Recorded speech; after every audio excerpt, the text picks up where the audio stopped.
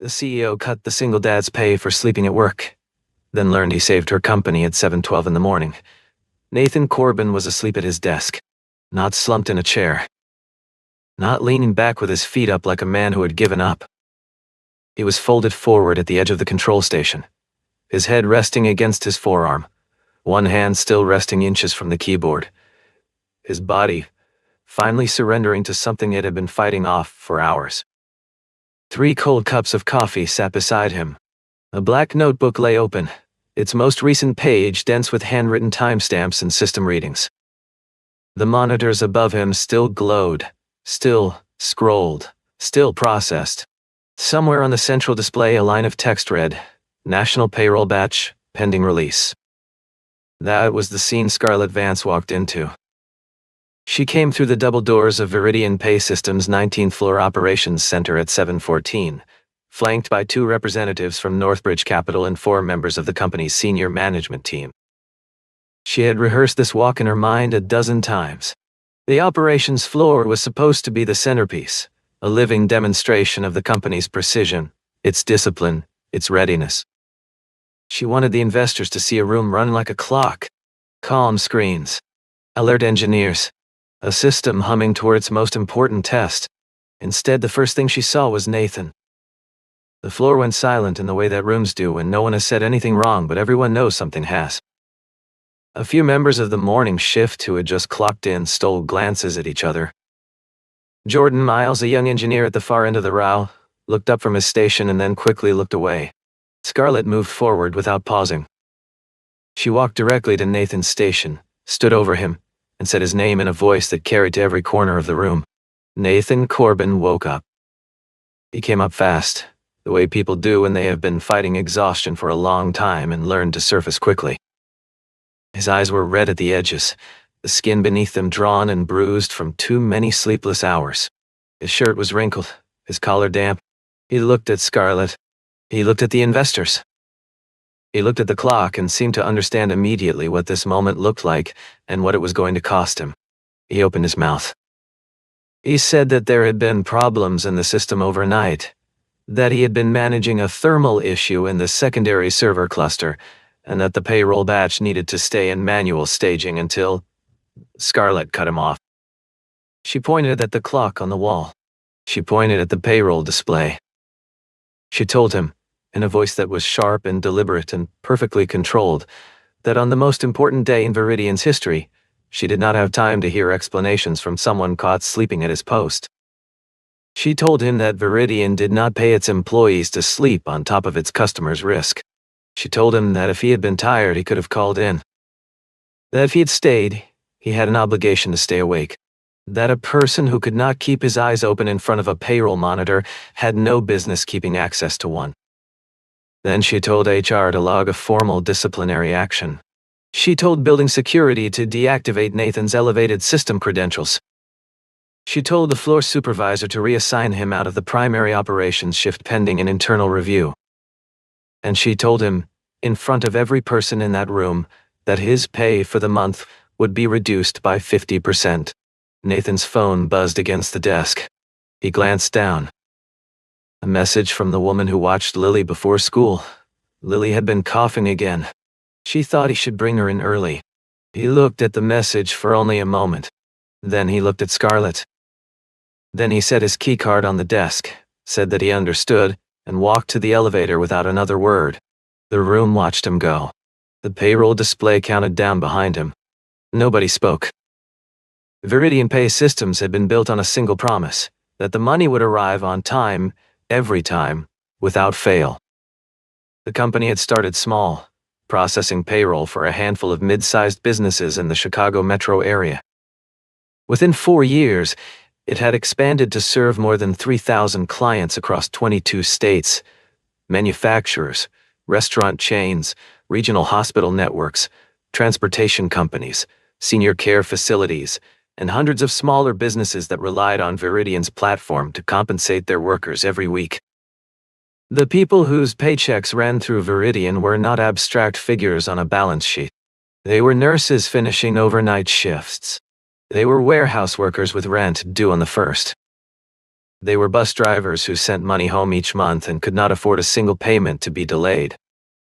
Every Friday, in the early hours of the morning, Viridian Systems processed millions of transactions that moved real money into real accounts for real people who were counting on it. This particular Friday was different from any that had come before it. Over the past 8 months, Scarlett's team had been in negotiations with Northbridge Capital, one of the most respected fintech investment firms in the country. The firm had expressed serious interest in a $120 million funding commitment, money that would allow Viridian to expand its infrastructure, double its client base, and position itself among the 3 largest automated payroll processors in the United States. The deal was not yet signed, but the terms were close, and the partners at Northbridge had asked to send representatives to observe a live operation cycle before the final agreement was completed. They wanted to see the machine work. They wanted to watch the largest quarterly payroll batch of the year run cleanly, in real time, from a front-row seat in the operations center. That was what today was supposed to be. Scarlett understood the weight of it better than anyone in the building. She had been under pressure from the board since before the Northbridge conversations began. Quiet, polite pressure, the kind that doesn't get written down but is always in the room. There were board members who liked her and believed in her work. There were others who considered her tenure an experiment, a calculated bet on youth and media appeal that had yet to fully prove itself. She knew what some of them thought. She had heard enough of it secondhand to understand that if today failed, if the system stumbled, if the investors left unconvinced, if the deal fell through, there would be voices calling for a change in leadership before the month was out. She could not afford failure. She would not allow it. And that pressure, invisible but constant, was the lens through which she saw everything that morning, including the man asleep at the control desk. Nathan Corbin had been at Viridian for 2 years, though most people on the daytime floor would have struggled to describe him in detail if asked. He was 29 years old, tall and broad-shouldered with a physical presence built from years of warehouse work and server room crawls before he'd transitioned into systems operations. He had dark brown hair cut cleanly at the sides, blue-gray eyes that tended to stay still and watchful in busy rooms, and the kind of face that was quietly handsome in a way that didn't announce itself. He didn't socialize much during shift transitions. He didn't participate in the informal competitions people run in competitive offices, the ones about who had the better numbers, who had caught the bigger problem, who deserved the next promotion. He showed up. He worked. He left. And on the way home, he picked up his daughter. Lily was 6 years old and had her father's dark hair and her father's habit of sitting very still and watching things carefully before she spoke. She had chronic respiratory allergies, a condition that had been present since infancy and required daily medication, a nebulizer for bad nights, and consistent specialist follow-ups. It was manageable. But it was never truly off Nathan's mind. The medication alone, without adequate insurance, would have been a serious monthly burden. Nathan had taken the night shift not because he wanted to, but because it paid a 15% differential above the standard rate and included a better benefits package. That differential, modest as it sounded, was the difference between the insurance plan that covered Lily's specialist and the one that didn't. He worked the night shift because of a small girl with a purple nebulizer and a very specific prescription that needed to be refilled every 30 days without interruption. He was not the kind of man who spoke about any of this. He didn't bring up Lily in conversations to explain his choices or to soften people's judgments. He simply carried it quietly, the way people do when the weight is too familiar to mention and too important to put down.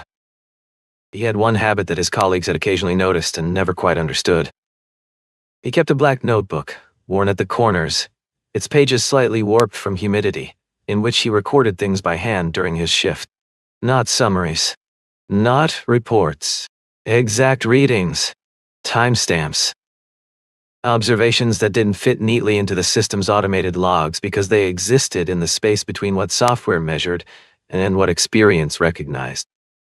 He had caught 3 significant system anomalies over 2 years using that notebook. He had reported all 3. 2 had been addressed. 1 had been noted as low priority and filed. The night before payroll Friday, he opened the notebook to a fresh page at 8:13 in the evening and wrote the date at the top. The first thing Nathan noticed when he settled into the operations center that evening was that the secondary server cluster was running warm. Not alarmingly warm. Not warm enough to trigger an automated alert, which was exactly why it concerned him. The cluster's temperature had been creeping upward over the previous week at a rate so gradual that the monitoring software treated it as normal variance. But Nathan had been watching it for 3 shifts, and he had been watching the pattern of when it cooled and when it didn't. It was supposed to drift back down in the late evening hours when system load dropped. It hadn't. He opened the cluster's diagnostic history and compared it against the same data from the 3 previous payroll Fridays. The readings didn't match. On those earlier cycles, the cluster had entered the high load window cool and stable. Tonight, it would arrive already carrying heat it hadn't shed. He kept looking. The backup power transfer unit, the system designed to handle a smooth handoff between primary and secondary power sources in the event of a load spike, had been serviced 10 days ago.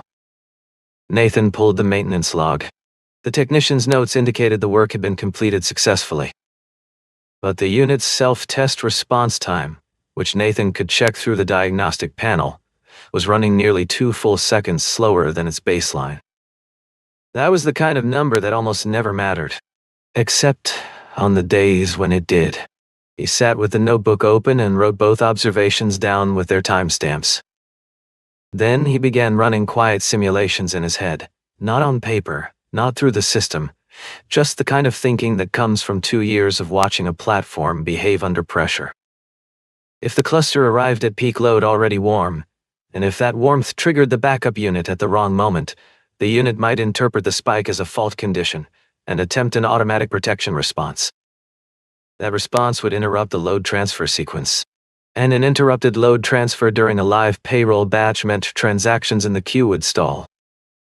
At the volume Viridian processed on a quarterly payroll Friday, a stall of even several minutes could affect hundreds of thousands of records.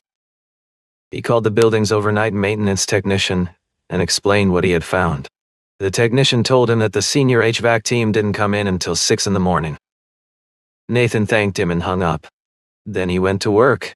He spent the next several hours doing by hand what the automated system was not designed to do in advance. He began slowly redistributing the processing load away from the secondary cluster and onto the primary infrastructure, doing it incrementally so the monitoring system wouldn't flag it as an anomaly. He documented every step in the notebook. He adjusted the staging sequence for the payroll queue so that instead of releasing all transactions in a single large wave, the batch would roll out in smaller controlled groups, a method that reduced peak thermal stress on the hardware. He called it, in the notebook, a slow-release staging structure, and he wrote down the exact conditions under which it should remain active and the exact conditions under which it would be safe to switch back to standard automated processing. At 3 in the morning, the secondary cluster's temperature spiked faster than he had expected. He jogged to the server room. The hallway lights activated one section at a time as he moved through them. The server room itself was cold and loud, the industrial cooling units cycling in their steady mechanical rhythm. Nathan located the cooling distribution relay for the secondary cluster, opened the access panel, and confirmed what he had suspected. The primary cooling valve was partially obstructed, stuck open only halfway, doing just enough work to keep the sensors from alarming and not enough to actually manage the load. He called the building technician back, explained the situation in 2 sentences, and asked him to activate the auxiliary cooling circuit. The technician hesitated. Activating auxiliary systems without a management authorization was outside his standard protocols.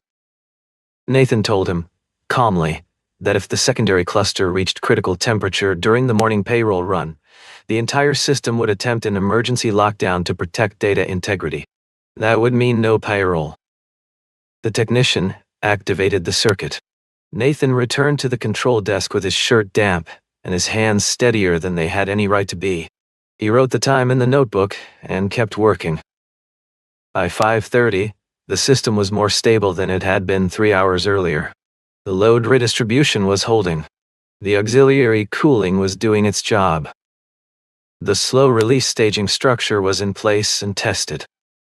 There was one final step remaining. When the first batch released at approximately 7:30, the system needed to stay in manual staging mode for at least 15 additional minutes before automatic failover was re-engaged. If someone re-enabled the automatic transfer protocol too soon, the backup unit, still running slow, might misread the morning's elevated load as an emergency and trigger its protection response anyway, undoing everything Nathan had spent the night building.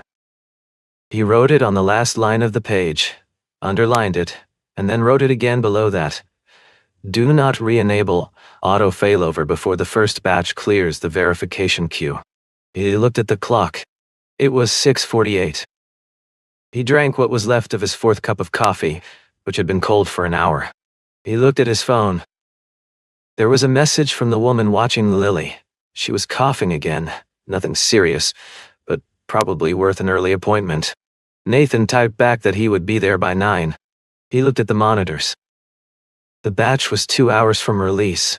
The morning crew would start arriving within the hour. He just needed to stay at the desk a little longer, just until someone with clearance was in the room and could be handed off to directly. He put his hands flat on the desk and closed his eyes for a moment that was supposed to last 2 minutes.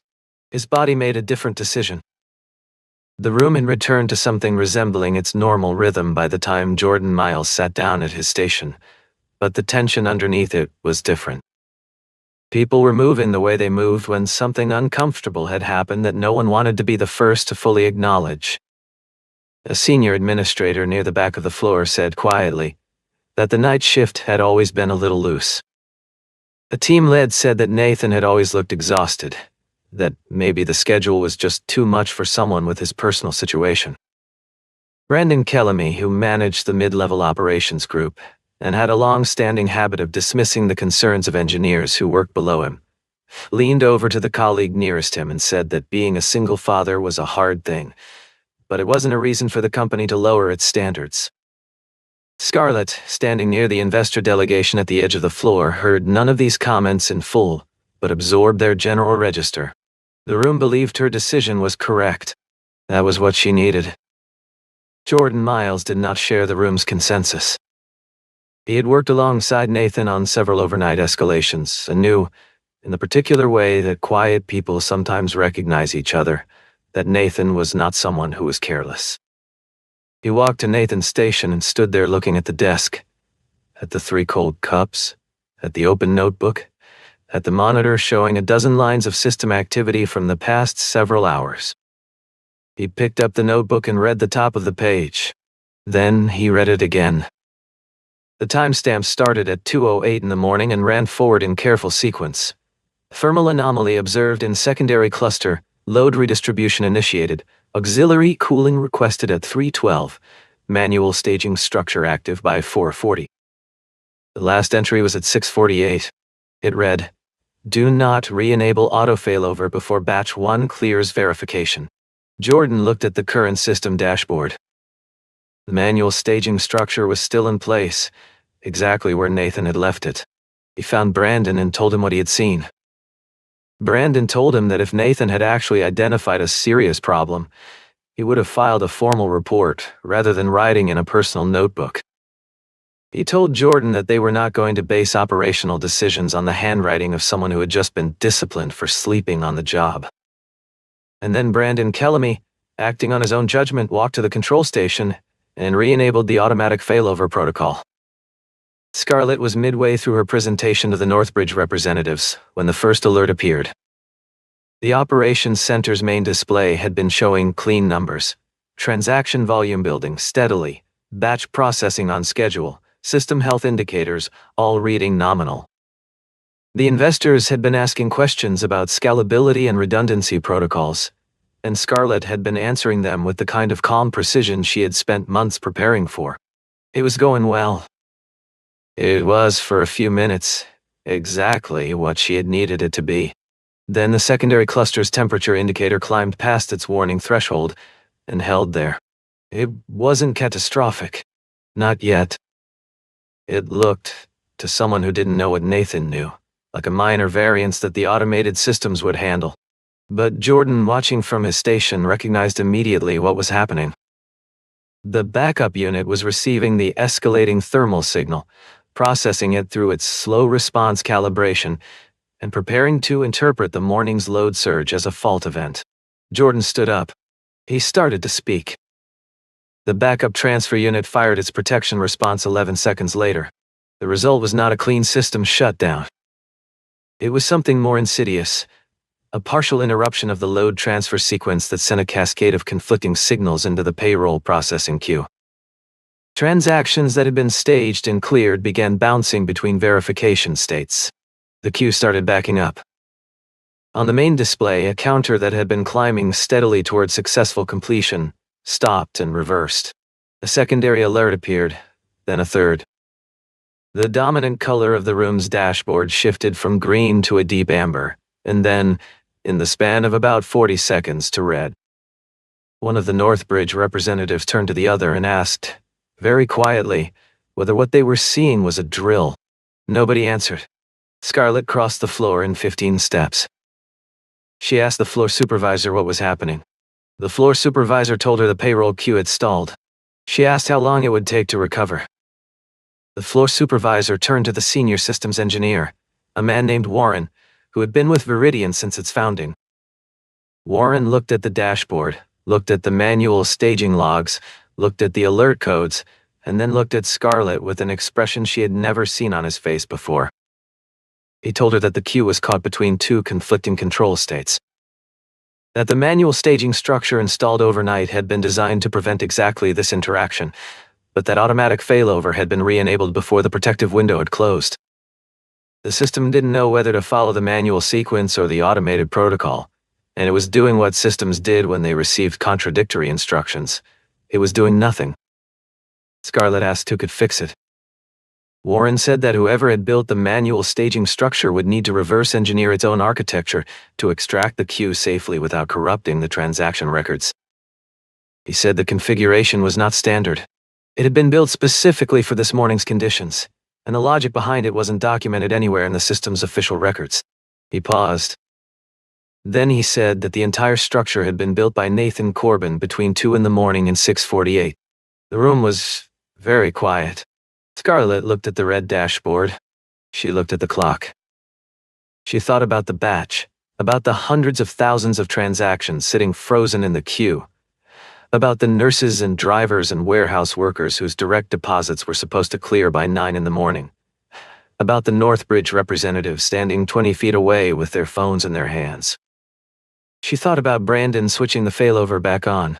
She thought about the notebook on the desk. She thought about Nathan saying there had been problems in the system overnight, and her cutting him off before he could finish the sentence. She picked up her phone and called him. Nathan was sitting in the hallway of the pediatric clinic on West Division Street when his phone rang the first time. He was still wearing the shirt from the night before, still carrying the weight of 14 hours and the lines around his eyes and the set of his jaw. Lily was inside with the attending nurse, her breathing already steadier than it had been that morning. The woman who watched her had brought her in early, and the doctor had moved them to the front of the queue, and the immediate crisis was managed. Nathan looked at the caller ID and didn't answer. He sat with the phone face down on his knee and watched the hallway, and thought about the 50%. He thought about what that number meant in practical terms, which it did immediately, and specifically in his mind, in the way that people who have lived close to the margin always think about money. It was not just a penalty. It was Lily's follow-up appointment next month. It was the difference between the medication with the copay and the one without. It was the insurance plan that had taken him a year to qualify for. The phone rang again. He answered it on the second ring. Scarlett's voice, when it came through, was not the voice he had heard that morning. It had lost its precision and its armor. She told him the payroll batch had stalled. She told him that Jordan had found the notebook and that Warren had pulled the overnight logs. She told him that she had seen the timestamps, that she had seen the camera footage from the server room at 3 in the morning, that she had seen his name on every intervention logged between 2:08 and 6:48. She said that she had read his warning about the failover and understood what Brandon had done. She told him she had been wrong. Nathan was quiet for a moment. Not the silence of someone savoring the reversal, Just the silence of a very tired person, sitting with something they had not yet decided how to feel about. He said, "Are you calling because you need me, or because you know what you did?" She said, "Both. The system needs you, and the people waiting on their paychecks need you, and I owe you an apology in front of every person who heard me this morning." All of that is true at the same time. He looked through the clinic window. Lily was sitting up on the examination table, her feet not quite reaching the edge, wearing the small orange sneakers she had picked out herself 3 months ago.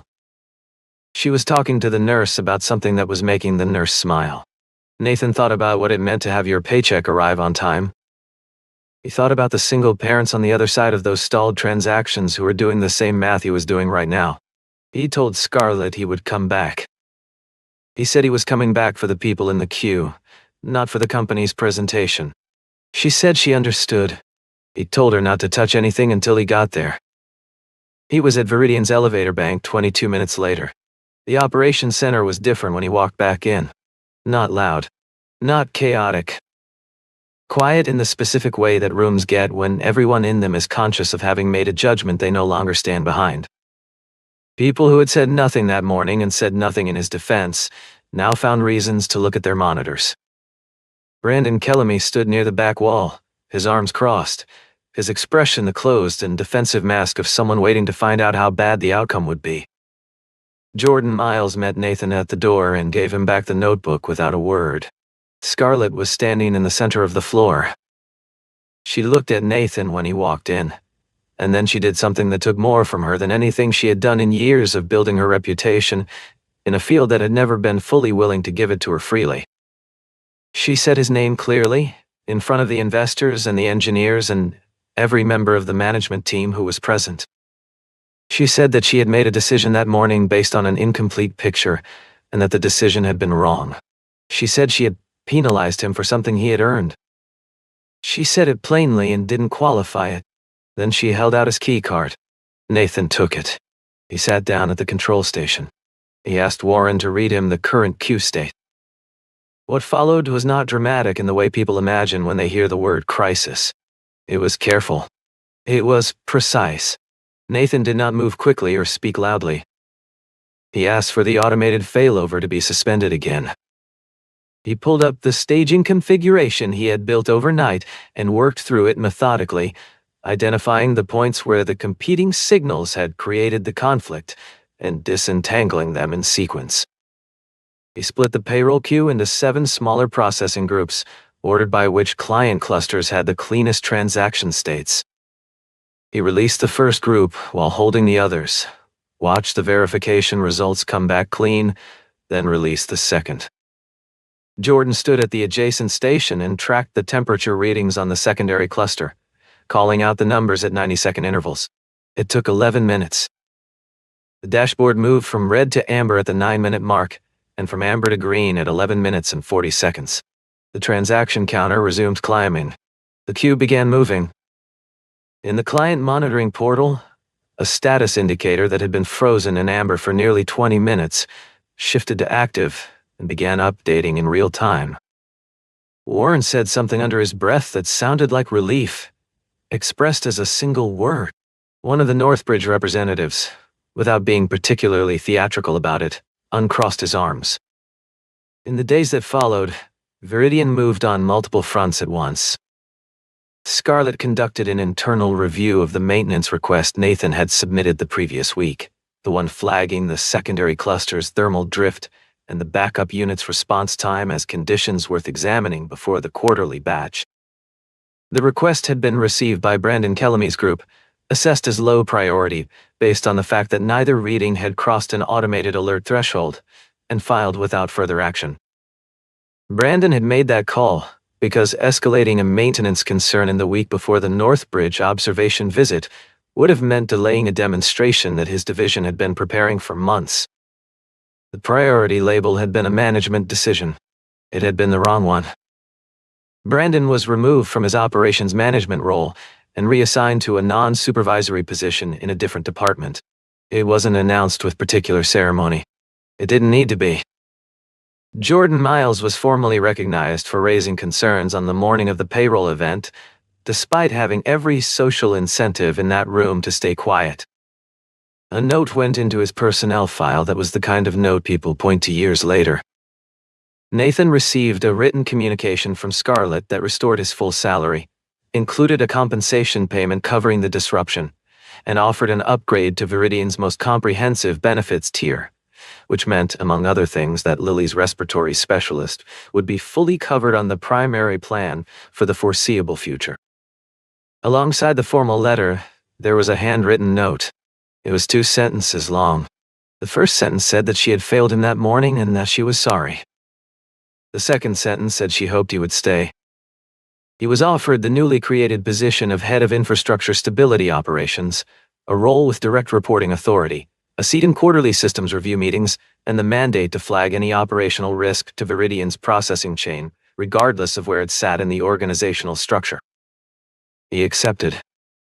As part of the internal policy review that followed the incident, Viridian adopted a new protocol for disciplinary actions initiated during or immediately following active operational incidents. Any such action required a mandatory log review and an opportunity for the employee to provide a full account before any penalty was applied. The protocol was named, in the internal documentation, as a response to operational conditions on the date of the quarterly Payroll Friday event. Nobody needed to say whose name they were thinking of when they wrote it. Northbridge Capital finalized the investment commitment 3 weeks later.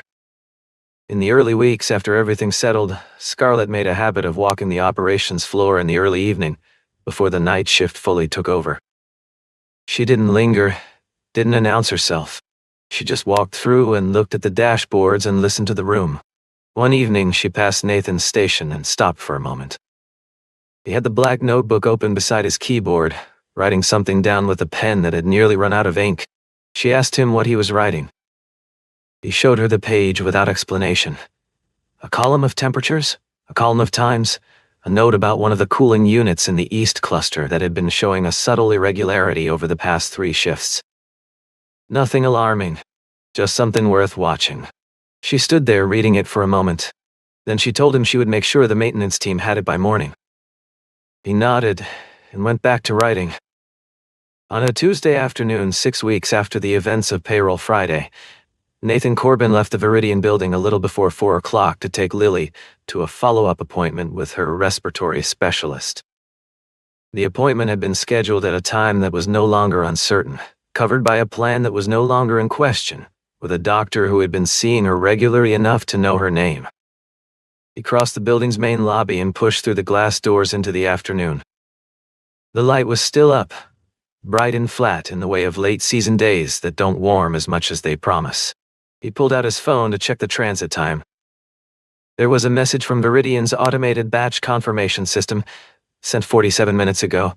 Payroll batch completed successfully. 0 failed transactions. He read it once. Then he put the phone in his jacket pocket, adjusted the collar of his coat against the wind, and walked toward the train that would take him to his daughter. Before he left that building for good on the afternoon he accepted his new position, Nathan had said one thing in front of the assembled operations team that stayed with people for longer than most things said in that room. He had said, a company doesn't collapse because an employee falls asleep. It collapses when no one stops to ask why he fell. There is a version of that morning where someone asks the question earlier, where a manager looks at 3 empty coffee cups and an open notebook, and decides that before making a decision, they need to understand what they're looking at. Where the rule, and the impulse to protect the company's image, yields just briefly to the more basic obligation of finding out the truth. That version is harder. It requires more of the person in the position of power. It asks them to risk being wrong about their first impression in front of people who are watching. But it is the version where nobody gets hurt for saving the thing they were trying to save. Don't judge a person by the moment they fall. That may be the moment after they gave everything they had to keep your world standing.